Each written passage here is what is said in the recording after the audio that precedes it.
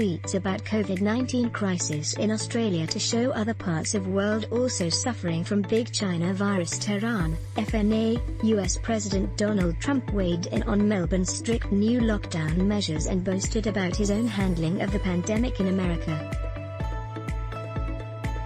The US president retweeted a story about Victoria declaring a state of disaster in response to its worsening coronavirus outbreak on Sunday, Daily Mail reported.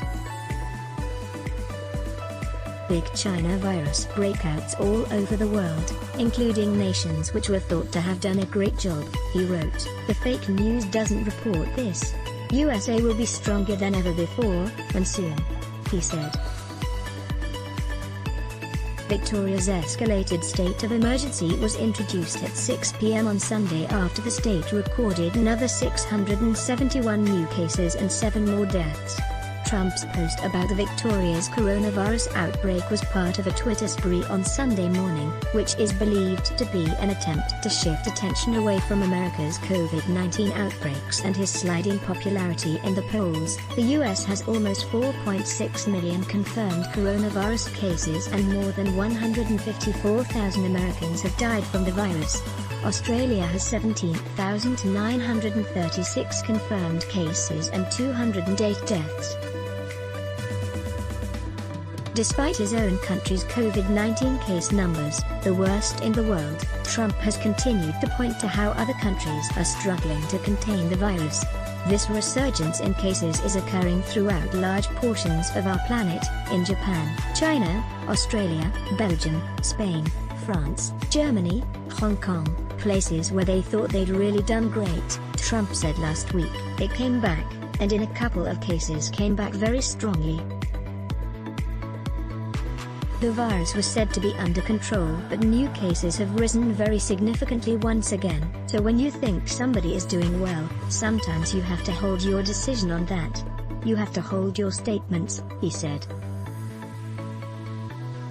Australia was placed under lockdown in March as the number of cases continued to grow. Restrictions began to ease in April as cases dropped and the country looked on track to eliminate the virus. In late June, when a second wave swept through Melbourne, restrictions were reintroduced with most states closing their borders to Victoria. But the cases continued to spiral with record-breaking numbers announced last week.